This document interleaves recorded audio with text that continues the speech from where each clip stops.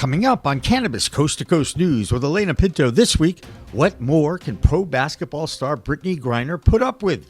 Busted for hash oil, 10 months in a Russian jail, a mother and vocal supporter for the LGBTQ community, she was scheduled to be the keynote speaker at the Women Grow Educational Leadership Conference in Baltimore. But after checking into the Gaylord Hotel, she was greeted by this message scribbled on duct tape. Shaken by what is being called an anime meme, Brittney checked out. Let me be clear about this. BG's not the only woman under attack. We all are, like literally. Meanwhile, in the last week, 2 Americans were returned to the U.S. after cannabis-related airport busts. Last week, it was teacher Mark Fogel, who spent 4 years in a Russian jail. And this past week, a 28-year-old man from Ohio named Caleb Byers was busted with edible infused jam. 10 days later, he was back home in the United States. And the number one state in revenue, California, continues to fail, with inactive licenses now outnumbering active ones. The big winners? The illicit market.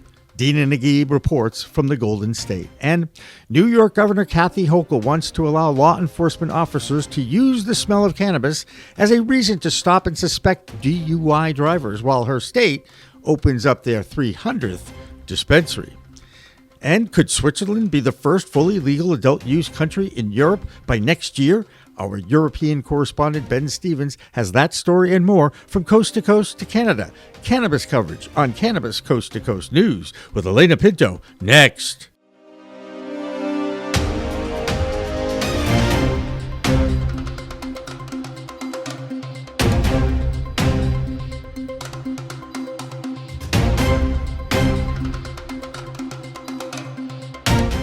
Hi, everyone. Welcome to this week's edition of Cannabis Coast to Coast News, PCMTV Productions' weekly roundup of cannabis news from the U.S., Canada, and now Europe. I'm Alaina Pinto. Okay, have you downloaded our PCMTV app yet? It is free and available in the App Store. I say this every week. It's also available in Google Play, or you can search, and by searching the QR code that's on your screen, you'll find it too. Just search for PCMTV if you are doing that in the App Store. Okay, first up, a disturbing story about the stigma and hate that many in the cannabis industry face every day. Last week, we interviewed the CEO of the Women Grow Educational Leadership Conference in Baltimore, Maryland, Dr. Chanda Macias. She was excited about the 2-day event her organization was hosting, and she was excited to welcome WNBA All-Star and Olympic gold medalist Brittney Griner as the keynote speaker, along with former NFL player Ricky Williams. The event was held at the Gaylord Hotel and Conference Center in the Inner Harbor in Baltimore. But when Brittney checked into her room, she was shaken to her core when she walked into her bathroom and found this message on a piece of duct tape: "Gay baby jail." Griner is an outspoken advocate for gay rights, a mother, and had a harrowing 10 months in a Russian jail. Griner pulled out of her speaking engagement with the support of the CEO of Women Grow, Dr. Macias. And last Friday, Dr. Macias talked with PCM founder Jimmy Young about the conference and the incident with Griner. When did you find out that Brittney had this incident, and how was that communicated to you, and how quickly did it evolve into she's not going to be able to speak because she's so upset? Well, it was a little bit more complicated than that, Jimmy. There was a lot going on during the conference, and I decided that when I was briefed on the situation, that I was going to support BG in anything she decided to do. And let me be clear about this. BG's not the only woman under attack. We all are, like literally. And when something happens to one of us, it does impact all of us. And the conference was a reminder of how women that come together and show strength in numbers with one uniform voice can truly make an impact. she was our keynote because she's the beacon of hope to us. Yeah. I mean, she just inspires us all.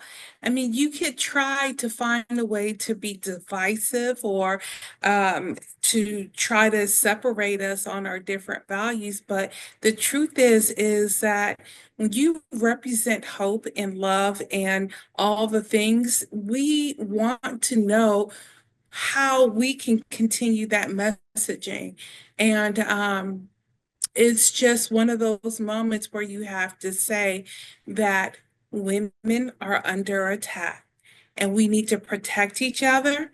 We need to move forward in a uniform voice, and we need to be the agents of change. There is some explanation that is being spun by reports out of Baltimore that Stay Gay Baby Jail is related to the anime community and is a gaming term. But whatever was the intent of the saying, the fact remains the message really upset Brittney. She's reportedly fine, though, at home now with her family. And this week, Russia announced that another American, 28-year-old Caleb Byers, was released after getting busted at the same Moscow airport that teacher Mark Fogel and Griner were busted at. 28-year-old Byers had been detained since February 7th and is now back in the U.S. Byers allegedly held infused marmalade or another form of edibles in his bags. There is some speculation by international reporters that this suddenly softening of the Russian-American relationship might have something to do with the efforts to end the war in Ukraine. However, because negotiations are at a critical stage, no one is willing to go on the record with that connection. Now let's start our state reports in California with Dina NAgib, who tells us that there are now more failed cannabis businesses than current licensed ones in her state. Here's Dina. I'm Dina NAgib, Principal Consultant at Grass Goddess Consulting, here to give you the latest developments in California for Cannabis Coast to Coast News. According to the Department of Cannabis Control's website, there are now 10,828 inactive and surrendered licenses in the state and only 8,514 active ones. The vast majority of the inactive licenses are related to growing cannabis, with over 7,100 inactive cultivation licenses. This is a sad milestone for California's hurting legal market, which now has only a fraction of operators compared with California's medical market that existed prior to legalization. A white paper out of Southern California explored the contents of 104 hemp products from 68 brands. The analysis found that almost all of the products contained synthetic cannabinoids and exceeded the federal hemp THC limits. In addition, more than half the products failed California hemp standards. The governor banned these products with emergency regulations last year, but the ban has been largely ignored, and these products are still widely available and not subject to the same testing requirements as the cannabis industry. That's it for California. I'm Dina NAgib for Cannabis Coast to Coast News. Hi, I'm Mathew Friedlander, the owner of Skagit Organics, coming to you from the Washington State Capitol with the Washington State Cannabis Report for Cannabis Coast to Coast. So we are down here today with the Cannabis Alliance, Washington's largest and most effective cannabis trade group, and we are talking to our legislators about all things cannabis down here in Washington.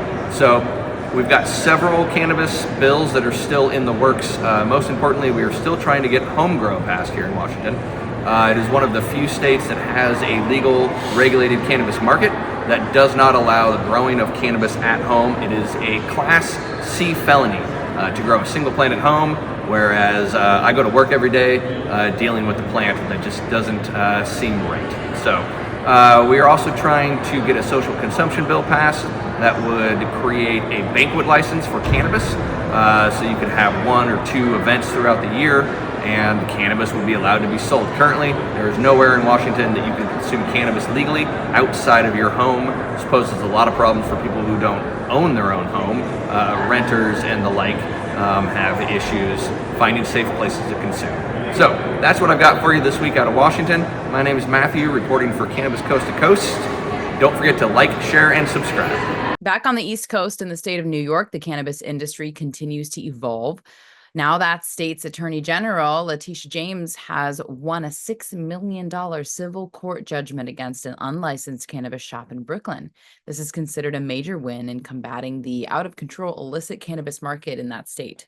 On top of that, the governor wants a bill that would allow the smell of weed in a car to be just cause for law enforcement to test a driver under the influence. Plus, the state passed a milestone with 300 total dispensaries now open. Here's Pam Schmiel with these stories and more in New York.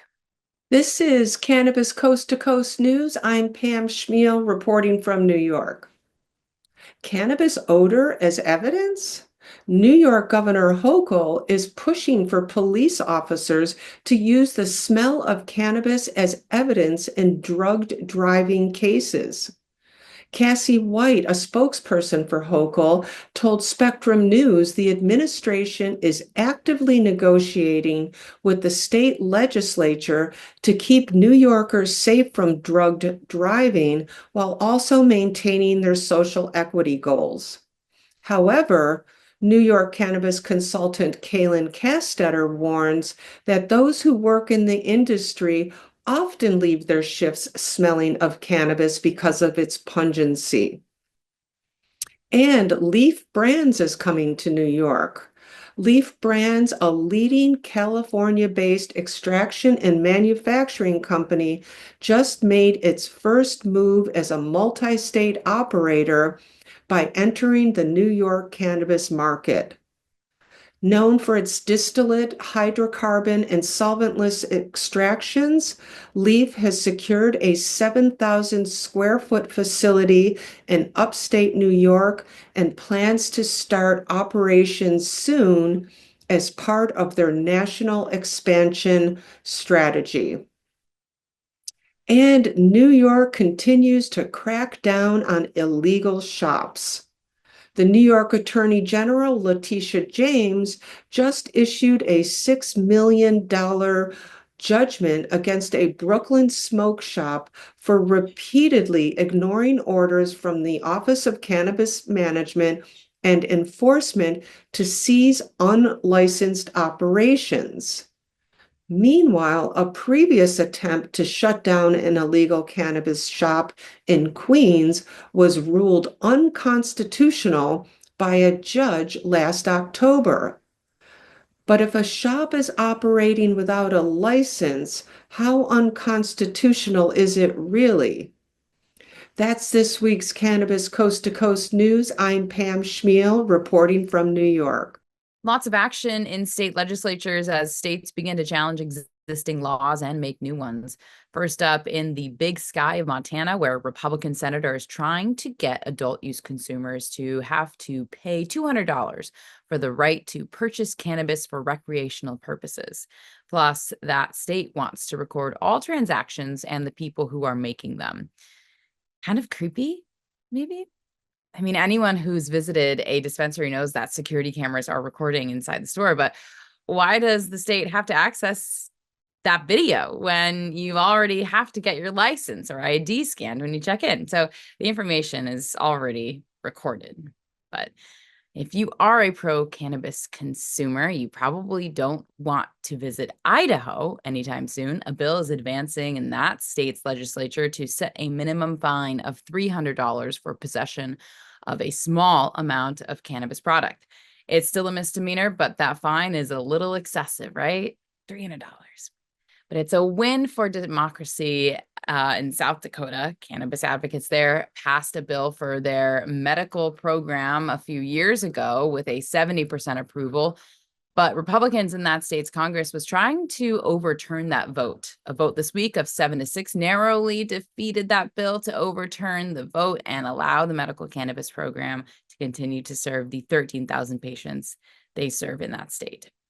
No state medical program has ever been shut down by any legislation, and there are now 39 active in the United States. Meanwhile, Illinois' market continues to evolve, and that's why we look forward to hearing from Mark Allen, our Chicago clone guy from his state of Illinois. Here's Mark. What's up, everybody? I'm Mark Allen, the Chicago clone guy, reporting from Illinois for Cannabis Coast to Coast News. Thanks for tuning in. This is Bird, hanging out like he's always doing, I love this guy. Chicago City Hall had a hemp hearing recently, and I watched that, and it was exciting. The CBAI, the Cannabis Business Association of Illinois, was there representing all the commercial craft growers, all the big business, while certain people, and actually Rod Knight, a cannabis hemp lawyer, was clarifying things for the local hemp people. So at the end of that, I think people are still divided and possibly even more confused, but I enjoyed watching it because it's going in the right direction. So that was very interesting. You can go on YouTube and look for that. That was pretty interesting. More state bills coming in. These politicians here are coming in hot this year. State Bill 1772 is going to help on-premise cannabis consumption. It's going to allow businesses to get a permit to have open consumption. So we're used to events and roller coaster rides and events and carnivals where there's a beer tent. They have to get a license for that alcohol consumption.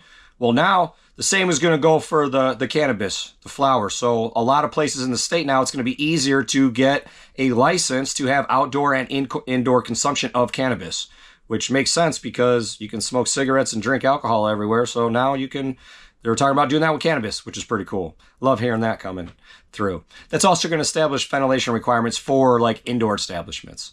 Another state bill coming through is 1775, which I particularly really like. This is in regards to hemp regulation reform. It's an amendment to the Illinois Food, Drug, and Cosmetic Act. Simply put, it states that any product sold shall not be considered adulterated if it contains legal hemp.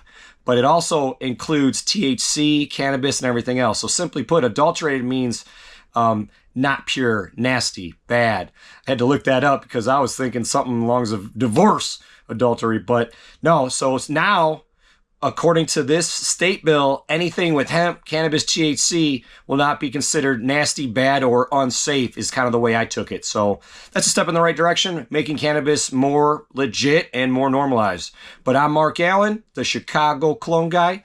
This is Bird reporting for Cannabis Coast to Coast News. Thanks for tuning in. Last week, we told you about how some governors are threatening to increase taxes on the cannabis industry to make up for revenue shortfalls in their states. Case in point is Michigan, where their governor, Gretchen Whitmer, used to be a hero for the cause of legalization, but now the industry is going to turn on her faster than you can fill up your bong. Here's our Michigan weedster, Amy Carter, with more from her state. I'm Amy Carter with Michigan Weedsters, bringing you this week's Cannabis Coast to Coast News. Today, we're focusing on a brewing storm in Michigan's cannabis industry. Michigan's regulated cannabis is facing a significant challenge as Governor Gretchen Whitmer proposes a 32% wholesale tax on recreational marijuana. This tax is part of her budget plan to generate $470 million for road repairs, but industry leaders warn that it could spell disaster for an already struggling market. With cannabis sales dipping for the first time in years and production capacity at its all-time high, operators are concerned that this tax could be the tipping point. Many are already dealing with unsustainable prices and razor-thin margins, and the shift to monthly tax payments could push smaller retailers out of business. The backlash against the proposal is growing, with numerous industry stakeholders expressing their frustration over what they see as betrayal. Many feel blindsided, especially those who supported Whitmer's earlier cannabis reform efforts. The proposed tax hike is particularly worrisome for small businesses and social equity applicants who face the greatest financial strain.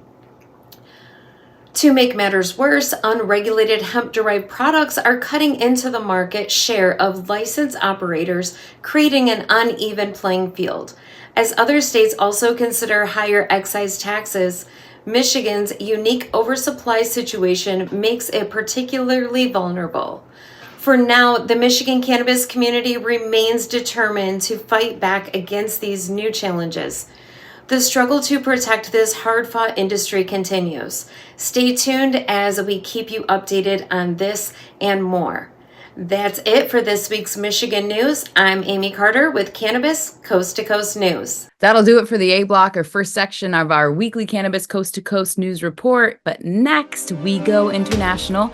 We'll check in on what's going on in Europe and tell you about a Central American country that's about to go legal. That and more in our state reports on Cannabis Coast to Coast News coming up next.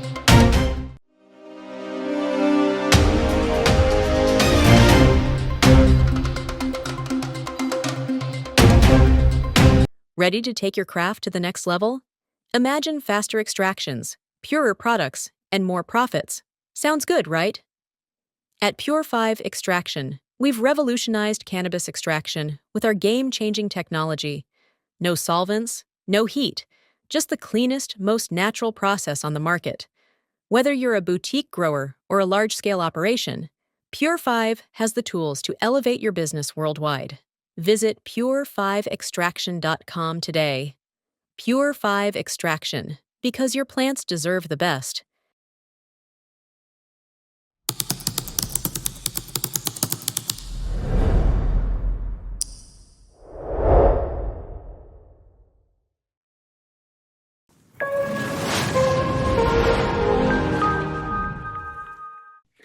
Welcome back to the B block, or second section of this week's Cannabis Coast to Coast News. I'm Alaina Pinto. There is a Central American nation that is moving forward with their medical cannabis reforms.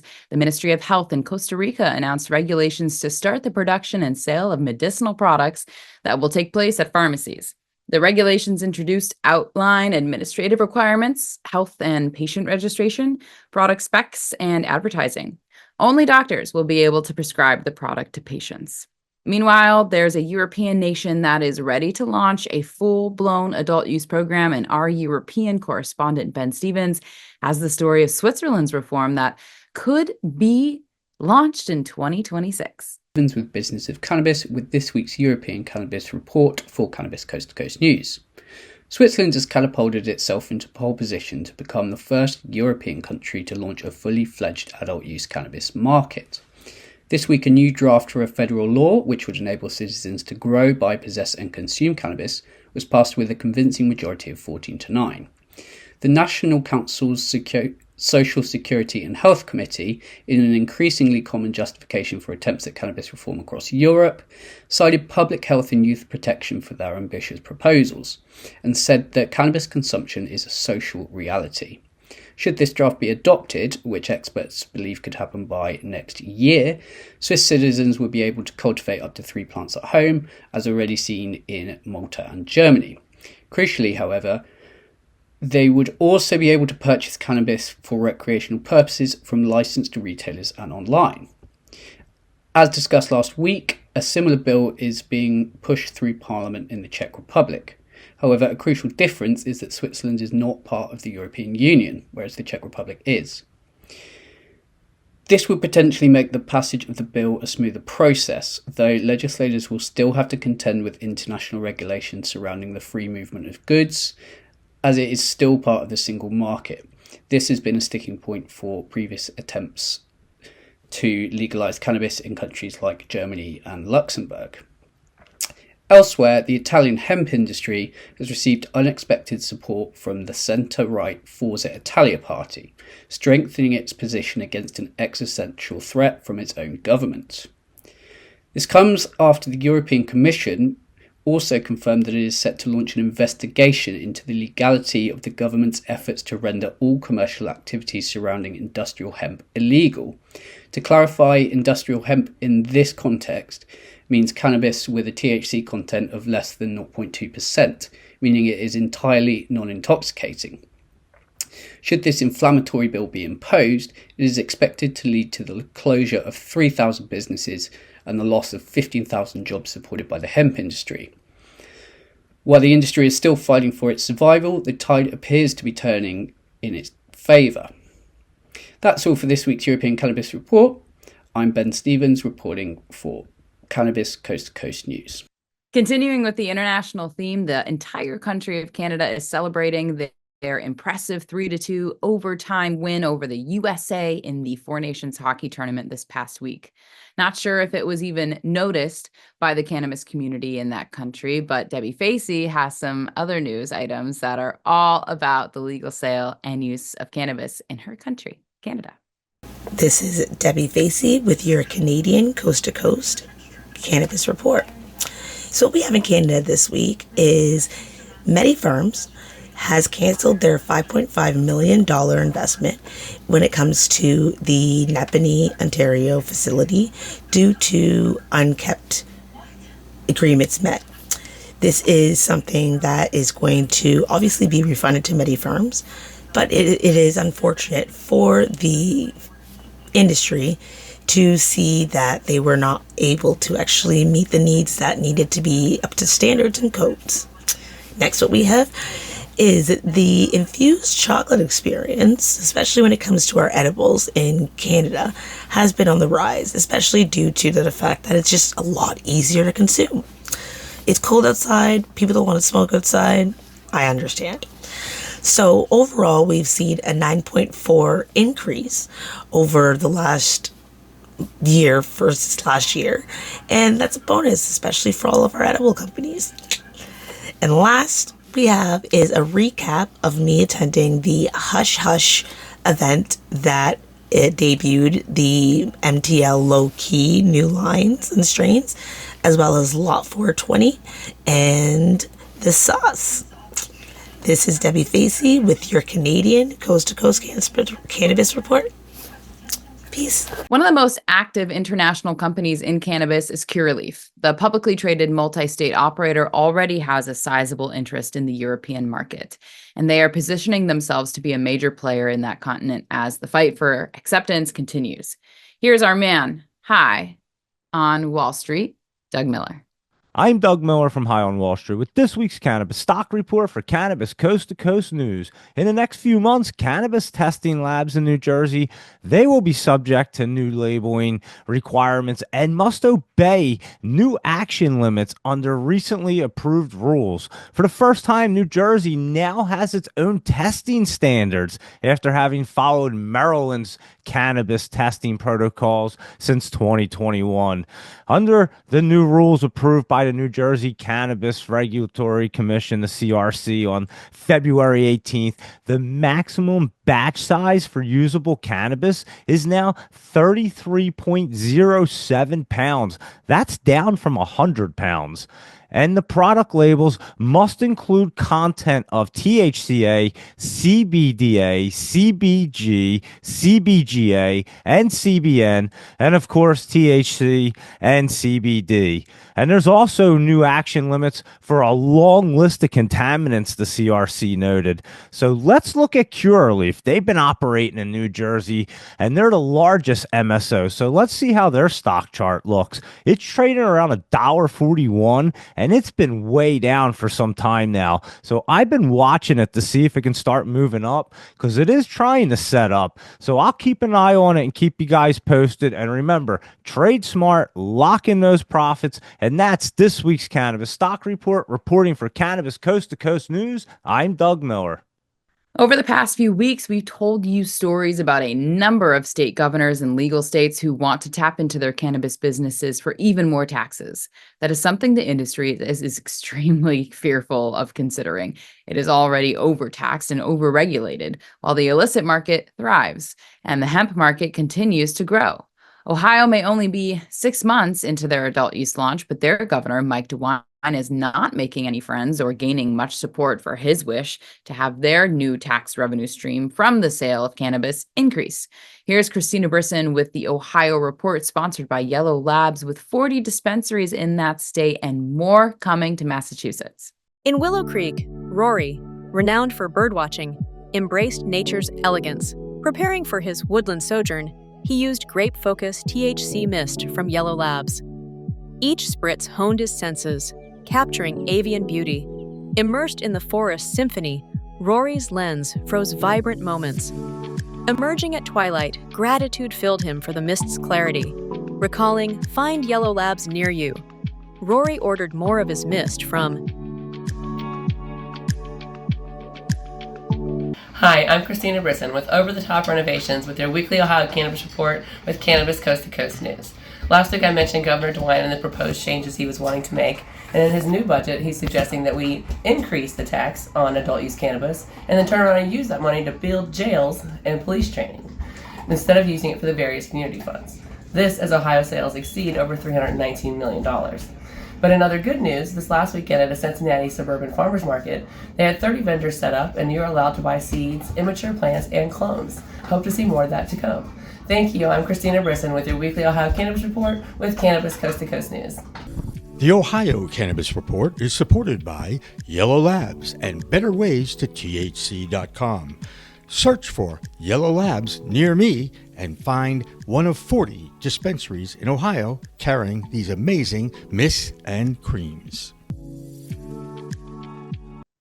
I'm Karen Black from Greenfinger Consulting with the Arizona Cannabis Report for Cannabis Coast to Coast News. More news from the Arizona State Capitol this week. A bill restricting cannabis advertising passed the House with bipartisan support. The legislation aims to protect kids by banning ads targeting under 21s and limiting billboard placements. Meanwhile, Senator TJ Shope has done a 180 on hemp-derived cannabinoids. After some education, he's now pushing for regulation rather than prohibition. Speaking of education, there were two recent cannabis education events in Tucson. The Elevate Your Knowledge AZ Cannabis and Adaptive Sports panel, sponsored by TrueLeaf, included athletes and TrueLeaf's medical director. Discussion centered around cannabis's role in training, recovery, and managing sports injuries. Green Culture ED also held a responsible cannabis vendor training in the Old Pueblo. In a similar vein, Arizona public radio station KJZZ is hosting a new podcast, Reefer Growing Madness. It takes listeners behind the scenes of a massive indoor marijuana grow operation in Arizona, tracking the plant's journey from clone to consumption. The series explores the history of cannabis in the U.S. and offers an inside look at the modern marijuana industry. And lastly, the sale of THC-infused drinks at Arizona's Total Wine & More has sparked controversy. While Total Wine believes the sales are legal under the 2018 Farm Bill, dispensaries argue it creates an uneven playing field by bypassing Arizona's cannabis safety regulations. The debate continues as lawmakers and industry stakeholders grapple with regulating this new frontier in cannabis commerce. That's all for this week's Arizona Report. I'm Karen Black from Greenfinger Consulting reporting for Cannabis Coast to Coast News. I'm Tina Tasaka with 420 Technologies, and this is the Nevada and Tribal Nations Report for Cannabis Coast to Coast News. Minnesota's cannabis market is taking off with tribal nations leading the way. The Prairie Island Indian community just opened a huge 13-acre cannabis farm under its Island Pezzi brand, producing over 10,000 pounds of cannabis. Other tribes like Red Lake, White Earth, Mille Lacs are expanding too, especially since state licensing is delayed. The White Earth Band of Chippewa is making big moves, opening a dispensary in Moorhead next month, then another in St. Cloud this spring. The Moorhead shop will be Minnesota's first off-reservation dispensary once an agreement is locked in. Well, Big One Mesquite, White Earth's cannabis brand, started in 2023. CEO Zach Wilson wants to expand into Mankato plus Rochester next. Right now, only tribal lands can sell recreational cannabis. White Earth plus Red Lake got a head start by launching medical sales back in 2020. Minnesota legalized marijuana in 2023, but lawsuits delayed licensing, so retail shops won't open until 2025. The state scrapped its lottery system in December after the cannabis director resigned last month. New lotteries are expected this spring, but it could still take months before shops open. In Nevada, on February 20th, PBS's Nevada Week, the cannabis economy featured experts breaking down cannabis issues in the state. Here's what you need to know. 31% of Nevada's cannabis market is illegal, unregulated. High taxes make legal marijuana expensive. Tourists often buy from illegal sellers they find on Google or social media without realizing it. So what's being done? Agencies like the Cannabis Compliance Board plus law enforcement are working on better enforcement. Also, tourist-friendly delivery services and more. The goal? Make Las Vegas the gold standard for legal cannabis, just like they did with casinos. That's it for the Nevada highlights and Tribal Nations. I'm Tina Tasaka with 420 Technologies and Cannabis Coast to Coast News. That'll do it for the B Block, but we have more reports from legal adult use states from all over the country, including Virginia's Joe Parsons. Cannabis Coast to Coast News continues after this break. President Trump's nominee to head the DEA, Terry Cole, will play an important role in the future of the industry and being handled.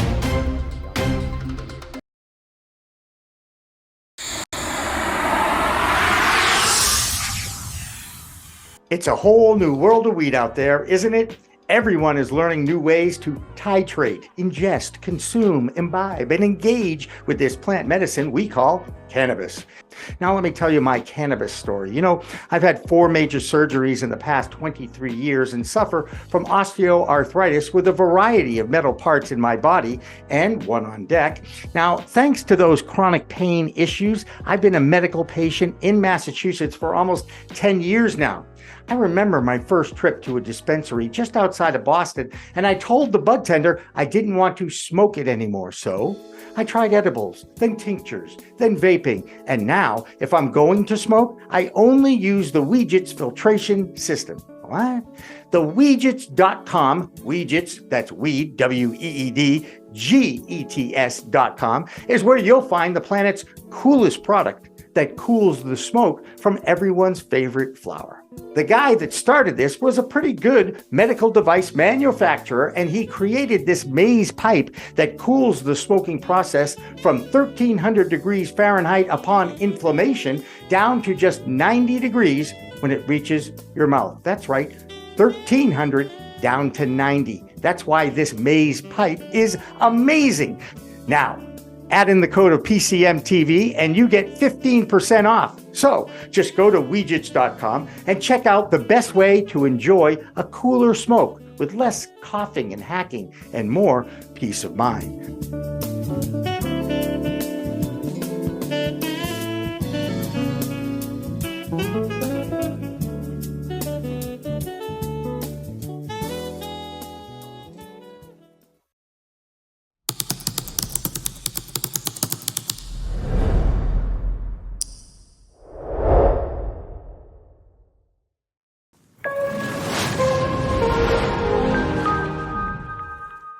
Hi, everybody. Welcome back to Cannabis Coast to Coast News. I'm Alaina Pinto. A final reminder that if you want to continue to follow our documentation of the fight to end cannabis prohibition, you should scan the QR code on the screen, and that'll take you to the App Store or to Google Play. And on that App Store, you can find the most watched news programs and interviews that are all part of the documentation of this movement. All you got to do is search for PCMTV, download the app, and get going. Next up, it's more state reports. Here's Joe Parsons in Virginia. I'm Joe Parsons with the Virginia Cannabis Connection and Higher Education's Coffee Talk, sponsored by 97.5 3WV, reporting for Cannabis Coast to Coast News. Could Virginia's reverse track on adult use and cannabis reform be the future of the entire industry moving forward? President Trump's nominee to head the DEA, Terry Cole, will play an important role in the future of the industry, and being handpicked by Governor Youngkin to be Virginia's Secretary of Public Safety may very well answer that question. Terry Cole has a degree in criminal justice from the Rochester Institute of Technology, leadership credentials from Notre Dame's Mendoza, and the University of Virginia. He joined the U.S. Naval Academy and was a blue and gold officer. After that, he joined the DEA, where he served for 22 years. He was a special agent and investigator in Oklahoma and latter served in Colombia and Afghanistan. He was named the agency's chief of staff and executive officer in Washington, D.C. He retired from the DEA in 2020 as the acting regional director overseeing operations in Canada, Central America, and Mexico. He has a proven track record and a strong stance on justice, and has over 30 years of law enforcement. So, on paper, sounds like a perfect choice, right? Well, not if you're an advocate for cannabis legalization. In 2023, Terry Cole was appointed by Governor Glenn Youngkin to be Virginia's Secretary of Public Safety and Homeland Security. In that position, he was in charge of 11 public safety agencies, including overseeing the Virginia Cannabis Control Authority, and made his position clear that he entirely agreed with the governor last year when he vetoed the Cannabis Adult Use Bill and other cannabis reform bills that have had strong support in the Commonwealth. While being a champion in preventing trafficking in other drugs like cocaine and heroin, he looks at cannabis the same way as he does any other Schedule I substance. He shares the same position the first former lady Nancy Reagan: just say no. After a visit 10 months ago to the VCCA, he made his position clear on the now infamous LinkedIn post, where he said, "Everybody knows my stance on marijuana after 30 plus years in law enforcement, so don't even ask." He followed it with the hashtags "just say no," "not legal for distribution," "health issues," and a few others that signal a prohibitionist opinion. Governor Youngkin praised his nomination and said in a statement, he will put the safety and security of Americans first as the head of the DEA. It's a good day to be an American, but a bad day to be a drug dealer. President Trump has also praised Terry Cole, but it is important to note that Terry Cole was not his first choice for the position. That would be Chad Cronester, a Florida sheriff that withdrew his nomination in December, but that's another story for another episode. For now, we do not know what Terry Cole will actually do to either hinder or help the cannabis industry. But if you ask me, if anyone thinks Terry Cole is going to help reschedule cannabis or help legalize the plant medicine, you must be smoking something. Well, that's going to do it for this week's Virginia Cannabis Connection from Higher Education's Coffee Talk, sponsored by 97.5 3WV, and reporting for Cannabis Coast to Coast News. I'm Joe Parsons. Until next time, stay lifted. In Washington, D.C., the ominous reaction from the industry and their picks to head up the DEA and other government bodies has caused a lot of concern. And now some doctors are suing the DEA over their unfair handling of a rescheduling hearing that pretty much banned any pro-cannabis organization. It'll be interesting to watch what happens when a devout prohibitionist, Terrence Cole, takes over the already ongoing rescheduling initiative that was started under the previous administration. It's not something that organization's new leader wants to deal with and will probably fight it from happening. With more from our nation's capital, here's Andrew Behringer. I'm Andrew Behringer with the Washington, D.C. report for Cannabis Coast to Coast News. Now, in a recent move that's raising some eyebrows across the cannabis industry, President Donald Trump has nominated Terrence C. Cole to head the Drug Enforcement Administration. Now, Cole, who would become the fourth DEA leader in just 4 months, brings a controversial stance on cannabis policy to the role. Now, President Trump's latest pick for DEA administrator is no stranger to the DEA. Terrence Cole, who currently is Virginia's Secretary of Public Safety and Homeland Security, brings over 3 decades of law enforcement experience to the table, including 22 years with the DEA itself. But it's Cole's hardline stance on cannabis that's drawing the attention.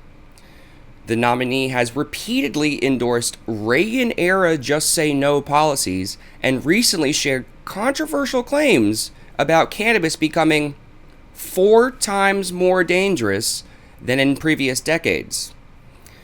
While Cole has cited statistics about increased cannabis potency and youth impacts, advocacy groups note that there has not been provided supporting evidence for these claims. This appointment comes at a very crucial moment as the DEA considers still rescheduling cannabis to a Schedule III status, a move that drew over 43,000 public comments under the Biden administration.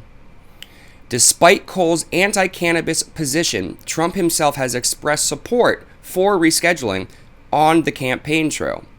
Cole's nomination follows a rough period for the DEA leadership.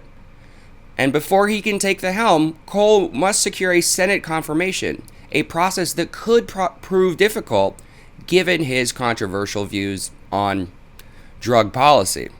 Well, that's the Washington, D.C. report. I'm Andrew Behringer reporting for Cannabis Coast to Coast News. We have a new correspondent to welcome to our news team. His name is Christopher Bright, and he will be following the scene in Maryland. The governor there, Wes Moore, became part of cannabis reform history last year. He expunged the records of over 170,000 people in his state who had nonviolent cannabis violations. He was honored this week at the Women Grow Conference in Baltimore. Welcome to Cannabis Coast to Coast News.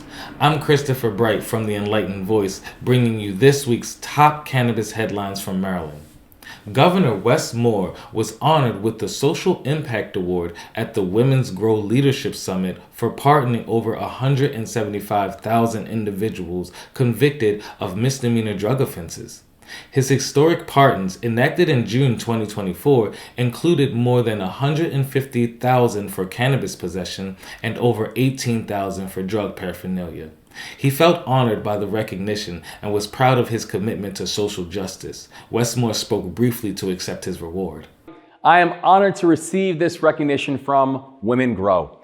Maryland is committed to building a competitive, innovative cannabis industry that drives economic growth. And since awarding 205 conditional licensees last July, we've taken other bold steps forward, including pardoning 175,000 cannabis charges, the largest state-level pardon in American history, clearing the path for a new era. I've also introduced the Expungement Reform Act of 2025 to continue expanding pathways to work, wages, and wealth for those with minor cannabis offenses. Through partnerships like Women Grow, we're building a robust business ecosystem, and women entrepreneurs are leading the way. Our investment and development programs and technical assistance demonstrates Maryland's commitment to positioning our state as a leader in the cannabis industry. As our licensees prepare to launch operations, Maryland is poised to become a hub for innovation and job creation. So, I'm proud of the work we've gotten done in Maryland, but there's a lot more we still have to do. Additionally, Moore nominated Tabitha Robinson as the leader of the Maryland Cannabis Administration. Robinson, who is still awaiting a Senate confirmation, previously worked on social equity licensing in New York. And now we have our Content Creator of the Week. I would like to acknowledge a local content creator, CJ, who's also known as Wash Your Grass Co., for his expertise in hash making. Consider following him for high quality services, or if you have any questions about cultivation and pressing. This has been this week's Maryland Cannabis Report. I'm Christopher Bright, the Enlightened Voice, reporting for Cannabis Coast to Coast News. Bill paying by the cannabis industry continues to be an issue that is becoming more and more typical. One of the largest cannabis operators in the country is Innovative Industrial Products, who own quite a bit of real estate, including grow houses, dispensaries, and manufacturing facilities all over the country. PharmaCann is a multi-state operator that is struggling to pay the rent to IIP. In fact, PharmaCann is abandoning facilities in Michigan and Massachusetts, while their landlords, the Innovative Industrial Products Company, has agreed to a rent reduction for PharmaCann. Well, now the shareholders of IIP are suing that company for not being honest about the depth of the non-payment of rents. The states of Virginia, Pennsylvania, and New Hampshire all have medical programs for cannabis, but all three have drawn the line on the recreational world of adult use. But all three are trying again, and the only governor who is on record saying he will sign it into law is Josh Shapiro in Pennsylvania. But this week in New Hampshire, a bill passed through the House of Representatives to legalize cannabis consumption for adults. But before you get your hopes up, there have been a half dozen attempts to legalize cannabis for adults, including one that passed the Senate and the House, only to be vetoed by then Governor Chris Sununu. Now, with a new governor, Kelly Ayotte, House reps want to try again, despite the governor's stance that she would veto any bill that tries to legalize the plant. This bill does not offer cultivation or distribution licenses, but will allow for possession if you are an adult over 21. In Oklahoma, Chinese nationals continue to open commercial growing facilities only to be shut down time and time again. That's not about to change in that state anytime soon. So here's Kimmy Cannabis with more from Oklahoma. I am Kimmy Cannabis from Canna Talk About It with the Oklahoma Cannabis Report for Cannabis Coast to Coast News. Oklahoma has been weeding out businesses as new regulations took effect, and the numbers show a clear decline across the industry. Comparing February 2024 to February 2025, we're seeing drops in patient registration and cannabis business licenses. The number of registered cannabis patients has decreased by almost 6,000, while caregivers have declined as well. The biggest shifts are in the business sector. Growers have fallen from 4,347 to 2,939. Dispensaries have dropped, and processors have dropped as well. Transport companies also have taken a hit, shrinking from 98 to 70. Even testing labs have dipped slightly. One category that remains unchanged is waste disposal companies, holding steady at 10 both years. These declines reflect the impact of rule changes, excessive fines, and regulatory obstacles like fire marshal approvals. And with 33 new regulations under consideration, the industry could see even more shifts in the coming months. This is a critical time for Oklahoma's cannabis community. Will these regulations stabilize the market or force even more businesses out? We'll be watching. That's it for this week's Oklahoma Cannabis Update. I'm Kimmy Cannabis with the Cannabis Coast to Coast News. And finally this week, did you happen to see the 50th anniversary show for Saturday Night Live last Sunday, the 16th? Cannabis and the cast of Saturday Night Live has always been one of those facts that many people knew about, but never really made a big deal over. And now with the plant medicine legal in New York, you would think that cast members would be more open about it. But current grower and actor Jim Belushi is on record saying that if cannabis was legal in New York in the 70s, when his brother John was a regular on that show, he would still be alive. Kate McKinnon made a reference where she said, "This weekend is so epic, I've already run out of marijuana." There was also a few barbs targeting Martha Stewart and Will Ferrell, mentioning the thick fog of chronic backstage. You also had Woody Harrelson resurrecting his hippie dude character from a 2014 sketch. And all in all, it was truly an epic event. And who knows if there will be another one in 25 years, which would be the 75th anniversary. And that would be really cool. That'll do it for this week's Cannabis Coast to Coast News. I'm Alaina Pinto. Remember, it's a whole new world of weed out there. Consume responsibly, and we will see you next week.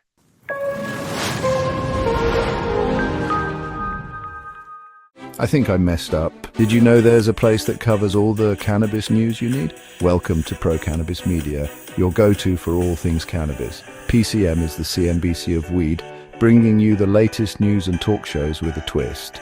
We've got 16 state correspondents and multimedia journalists from around the US and Canada. Hey everybody, it's Brandon Jones with Be Green Distribution with the Missouri Cannabis Report. I'm Karen Black from Green Finger Consulting with the Arizona Cannabis Report. I'm Amy Carter from Michigan Weedsters. Andrew Behringer here reporting from Washington, D.C. It's Debbie Facey with the Canadian Toke of the Week. It all started back in 2018 when founder Jimmy Young kicked off the In the Weeds podcast.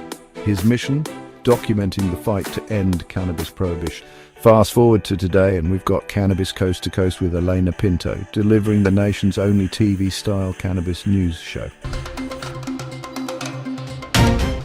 Hi, everyone. Welcome to another edition of Cannabis Coast to Coast, PCMTV's weekly roundup of industry news from California to New York. I'm Alaina Pinto. As of August 2024, PCM has racked up over 1.2 million views and 14.5 million impressions on our YouTube channel. With 15,000 subscribers and growing, our reach is spreading like wildfire. PCM's website, YouTube, Rumble, Discord, Roku, Twitch, Spotify, iHeartRadio, Apple Podcasts, and even our very own PCMTV app. Get your cannabis news fix with Pro Cannabis Media. We're here to keep you informed and entertained. Stay tuned and stay lifted.